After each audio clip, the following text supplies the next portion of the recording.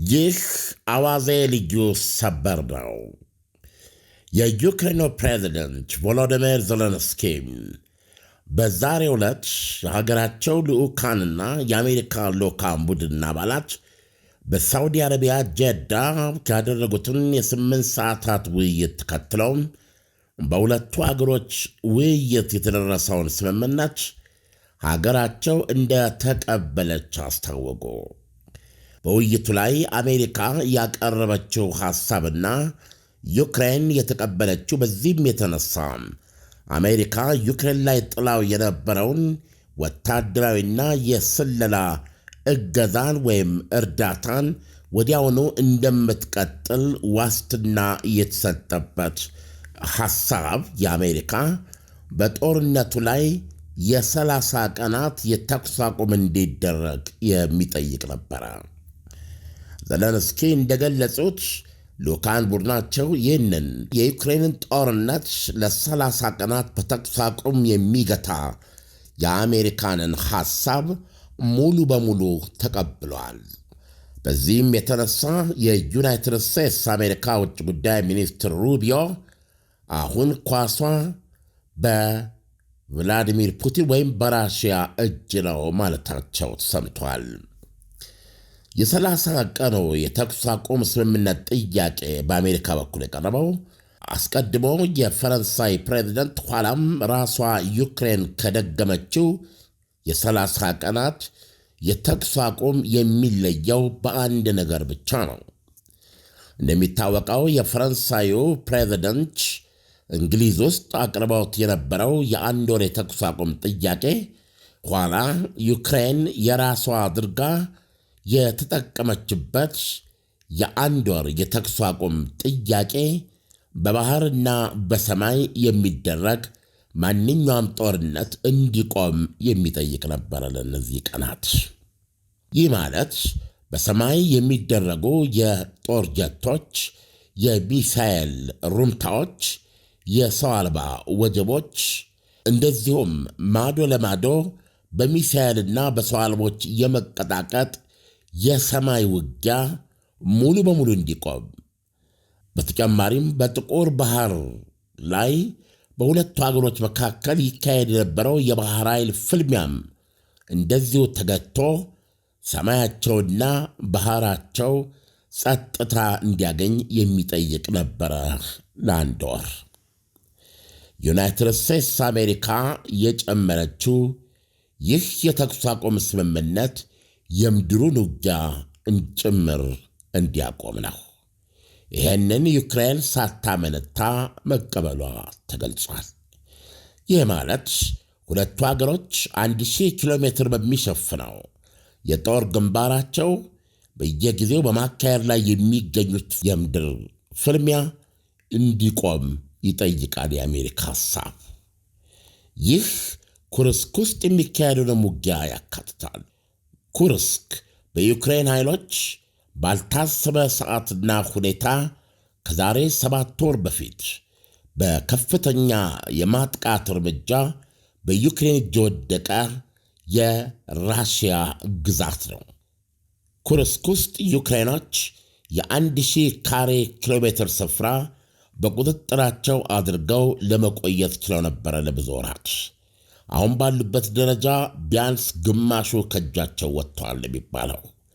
አሁን በመጨረሻ ደግሞ አሜሪካ ዩክሬን ላይ ከጣለችው ወታደራዊ እርዳታና የስለላ እገዛ ዕቀባ በኋላ ራሽያ ኩርስክ ውስጥ በተሰማራው የዩክሬን ኃይል ላይ ከፍተኛ ማጥቃት ከፍታ ከኩርስክ ጋር ተያያዥ ኩታገጠም በሆነው የዩክሬን ሱሚ ግዛት በኩል በማድረግ ይህ ጦር ስንቅና ትጥቅ አቅርቦቱን የሚያገኝበትን በክፉ ቀን እየተዋጋ ፈግፍጎ ሊወጣ የሚችልበትን መስመር ለመዝጋት የሚያስችሏትን ሱሚ ውስጥ የሚገኙ 2 መንደሮችን ለመያዝ እየተፋለመች ይገኛል ራሽያ።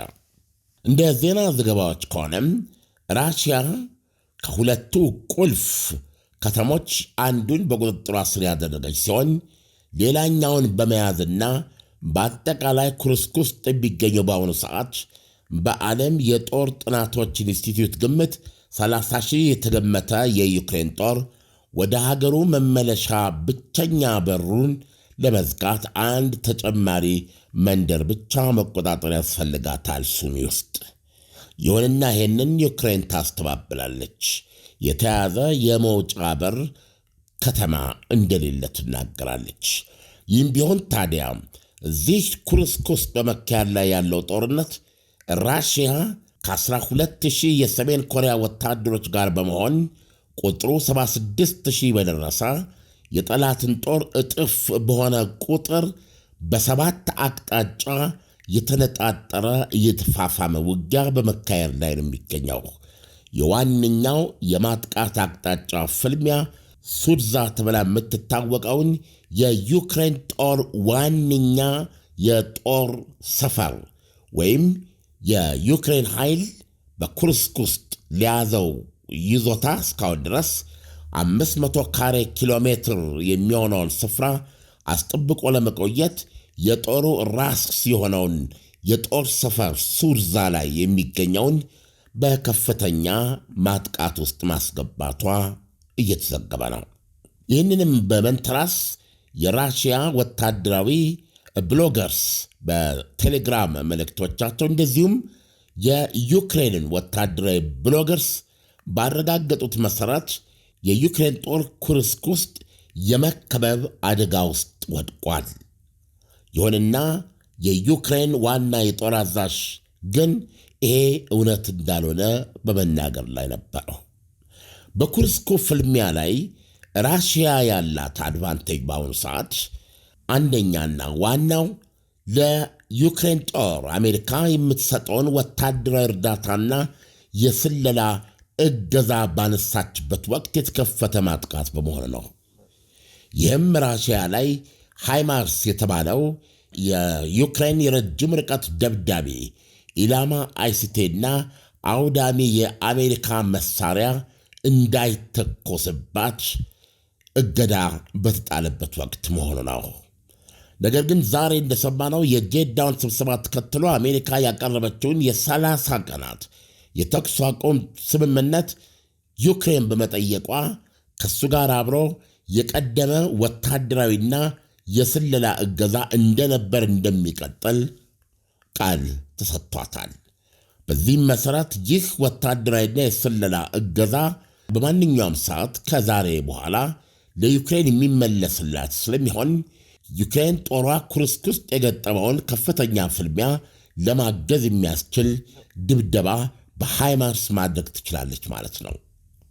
ሃይማርስ እስከ 300 ኪሎ ሜትር ርቀት ሊመታ የሚችል የዩናይትድ ስቴትስ አሜሪካ ከፍተኛ መሳሪያ ነው።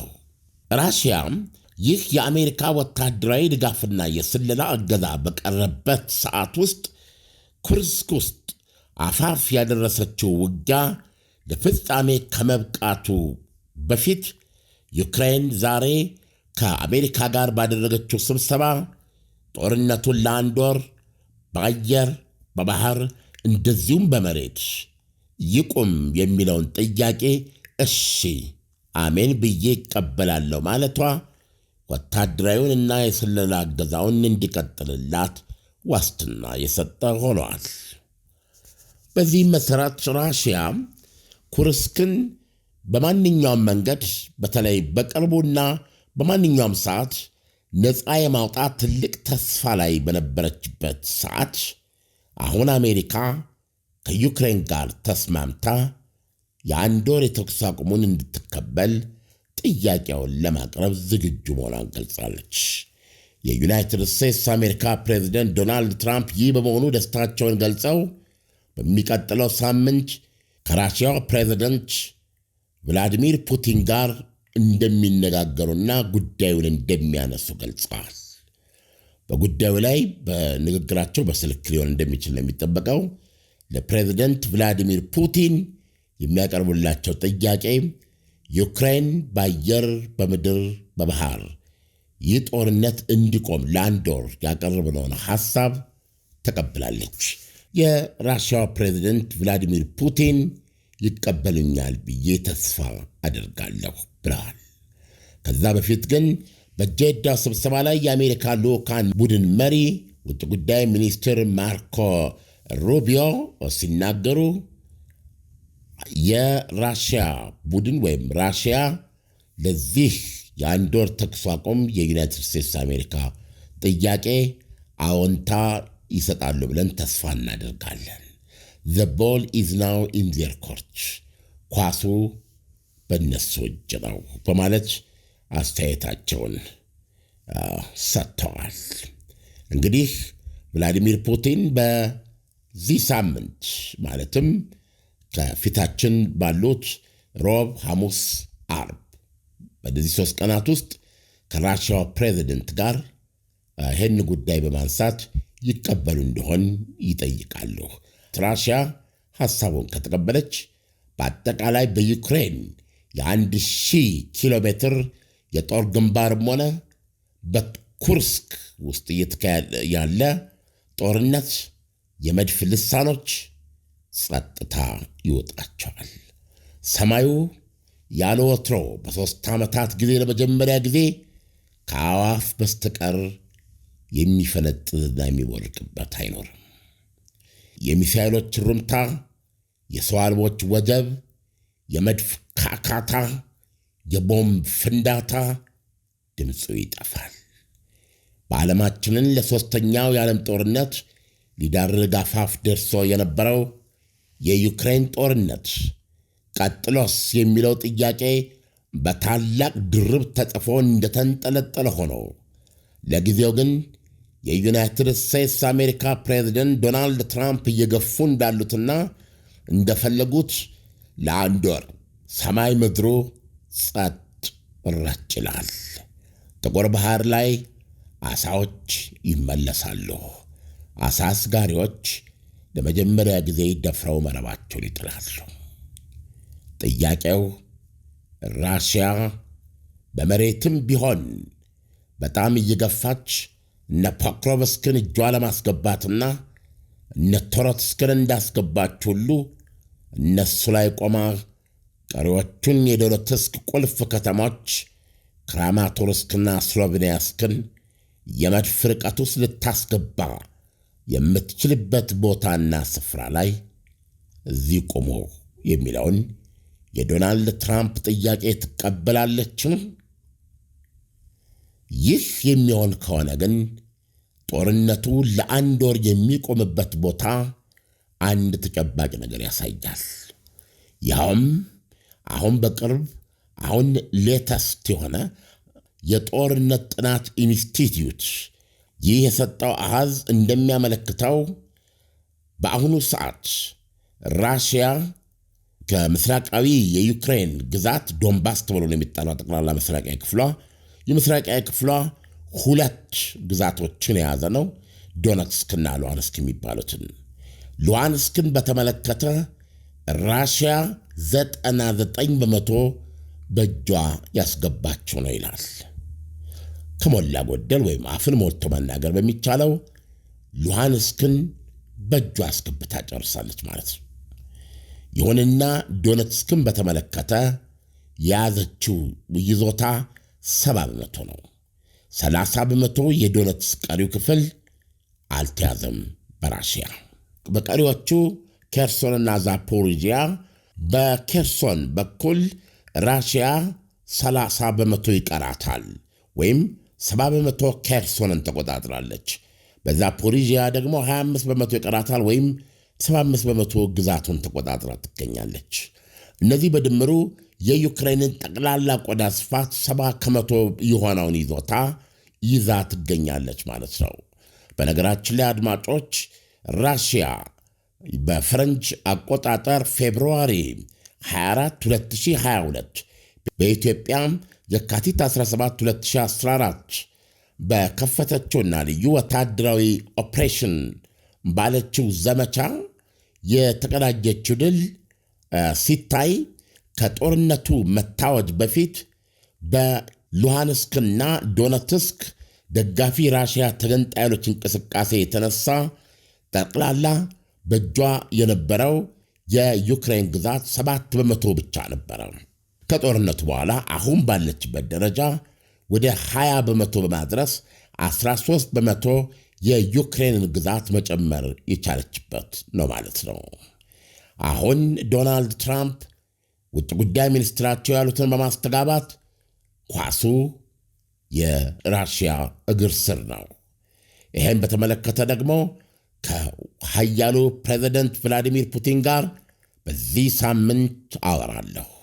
የማወራውም የቀሩት እርሶኖት ይህ ተግባራዊ ይሆን ዘንድ ዳንስ ብቻ ለብቻ የሚደነስ ሳይሆን አዳናሽ የሚፈልግ ነው።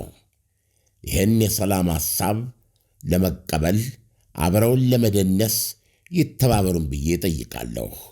እሺ ይለኛል ብዬ እገምታለሁ ብለዋል። ይህ አዋዜ ልዩ ነው። ዳንኤል፣ ግልጽ ያልሆነ ወይም ልናነሳ የምንችለው ሌላ ነጥብ ካለ እቀበላለሁ።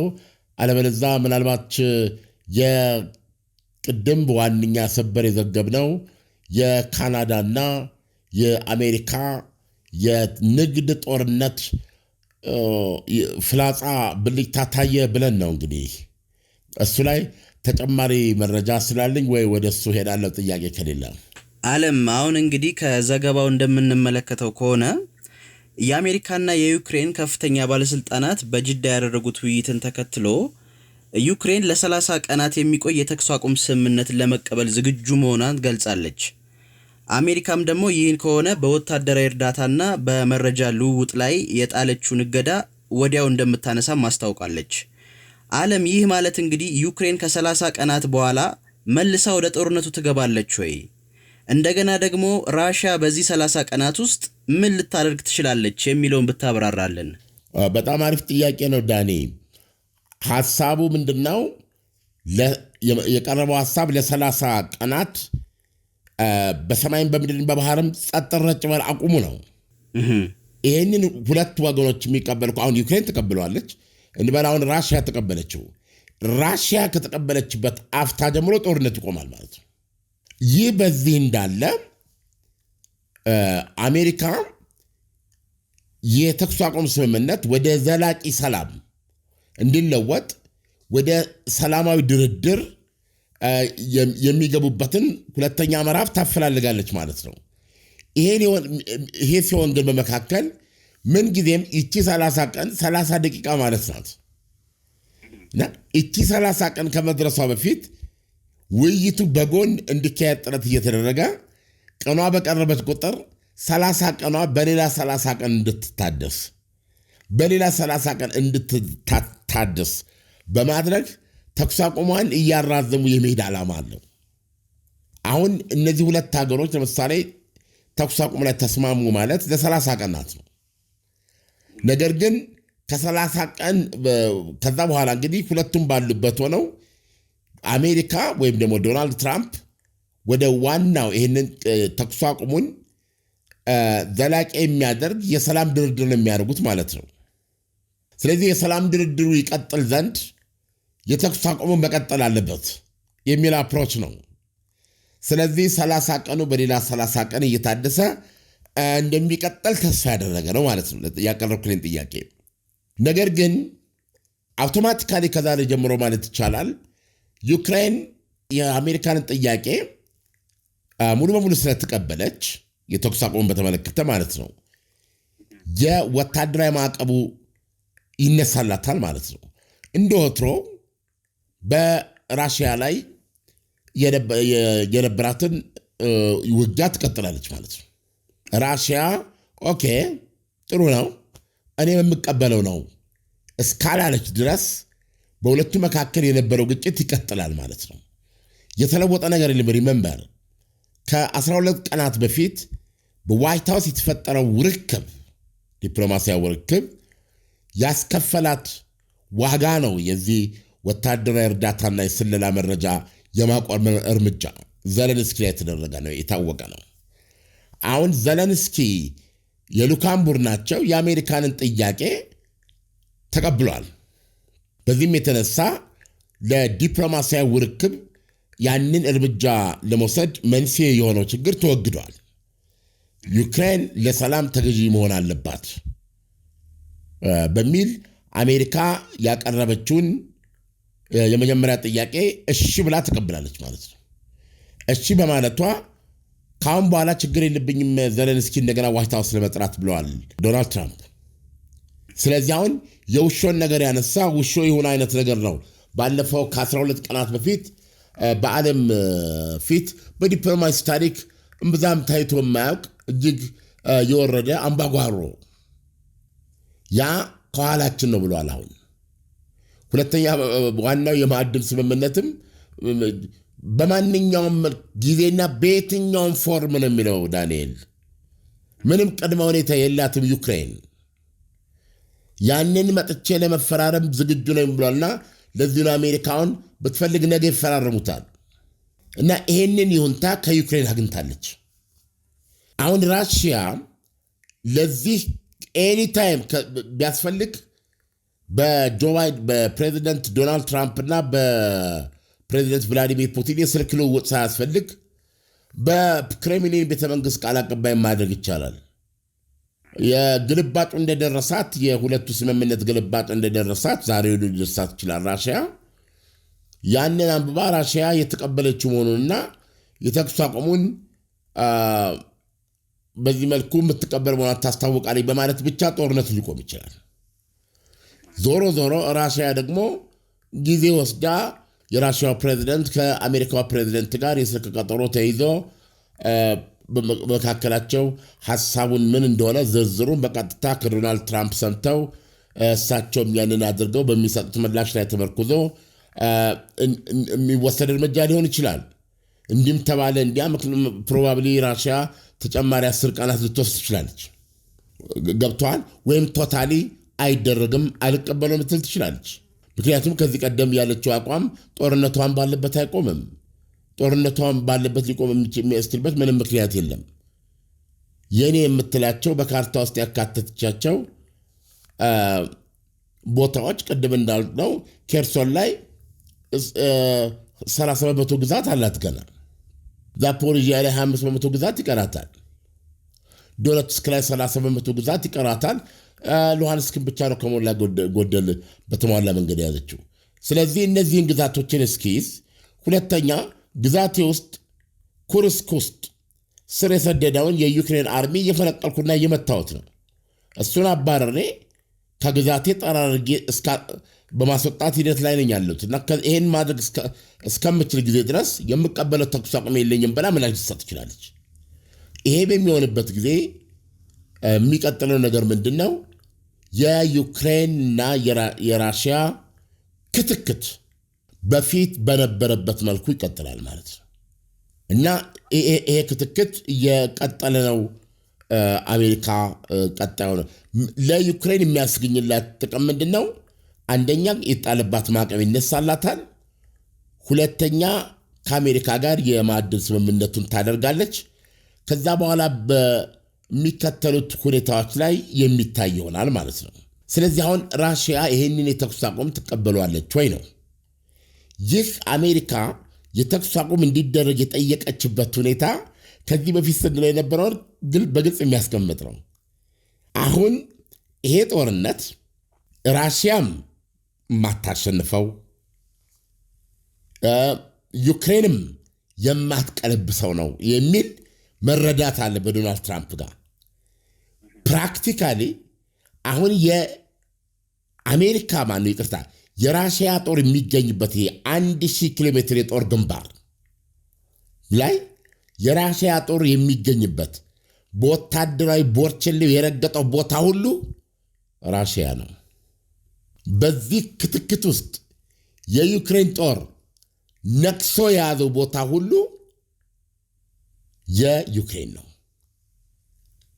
ቤዚካሊ አዲስ ሪያሊቲ ነው።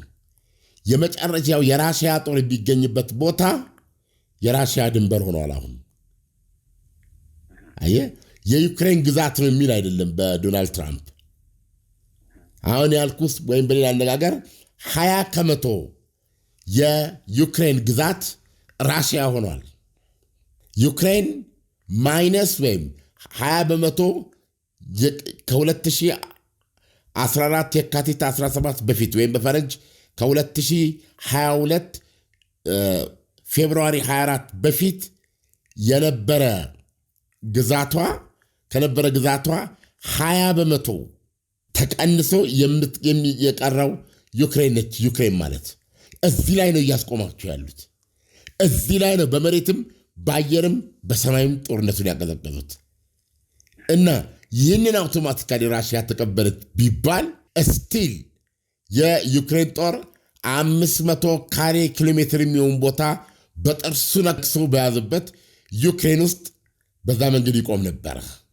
ያቺ 500 ካሬ ኪሎ ሜትር ቦታ ልትለቀቅ የምትችለው በድርድር ብቻ ነው የሚሆነው። ኢሚዲየትሊ ራሽያ ብትቀበለ ማለት ነው። ለምን ያችን ቦታ በእጁ አስገብቷል የዩክሬን ጦር። ስለዚህ አሁን በዚህ በሚቆሙበት ቦታም ሆነው ራሽያ ግዛቴ ይለቀቅልኝ ማለቷ የግድ ነው አይደለም ኩርስክ ውስጥ። ይሄ ከሆነ ደግሞ ይሄን ለመልቀቅ እንግዲህ ጦርነቱ እንዳይነሳ ማለት ነው። ይሄን ለመልቀቅ ይሄን ቦታ መለቀው ለኔ ይሄ ሲደረግልኝ ነው የሚል ዩክሬን ጥያቄ ታቀርባለች ማለት ነው። ይሄ ግዴታ ነው። ምክንያቱም ራሽያ በውጊያ አላስለቀቀችውም እስካሁን ሰዓት ድረስ። ስለዚህ ራሽያ የለም ይሄንን በውጊያ እስካስለቅቅ ድረስ አልቀበልም ካለች ዩክሬንም ጦርነቷን እንደወትሮ መቀጠል ስለምትችል የአሜሪካ ወታደራዊ እርዳታ ቀጥሎላት፣ እንደዚሁም የስለላ እገዛው ቀጥሎላት እስካሁን ልትጠቀምበት ያልቻለችበትን ሃይማርስ ስቶርም ሻዶውን በመጠቀም የኩርስክ ጦርነት ላይ ያለውን ጦሯን እየተዋጋ በዛው እንዲጸና ለማገዝ የሚያስችል ሌላ አቅም ታገኛለች ማለት ነው። ሁኔታው ያለበት እዚህ ላይ ነው። ዳንኤል ወደ ካናዳው እንለፍና ባጭሩ እንቋጨው። ካናዳ ውስጥ የሆነ ነገር በጣም ድራማዊ ነው ዳንኤል። እንዴት አለም? በዜናው እንግዲህ ከሰዓታት በፊት በነበረ ዘገባ የኦንታሪዮ ሀገረ ገዢ የኒውዮርክና ሚኒሶታ እንደዚህም አንድ 3 ግዛቶች የዩናይትድ ስቴትስ አሜሪካ 3 ግዛቶች ኦንታሪዮ የአሜሪካ ድንበርተኛ የካናዳ ከተማ ነች።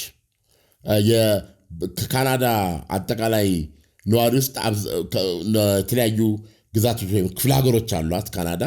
ከነዛ ውስጥ ብዙ ህዝብ የሚኖርባት ቁጥር 1 ኦንታሪዮ ነች እና ኦንታሪዮ ለ3 የአሜሪካ ግዛቶች የኤሌክትሪክ ምንጭ አቅራቢ ናት እና እዛ ላይ ነው እኚህ አገረ ገዢ 25 በመቶ ዋጋ ጨመሩ ማለት ነው።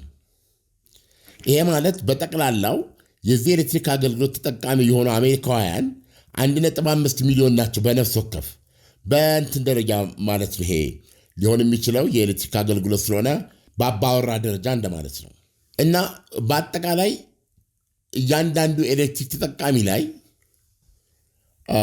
ወይም ደግሞ በዚህ በ1.5 ሚሊዮን አሜሪካውያን የዚህ አገልግሎት ተጠቃሚ ናቸው።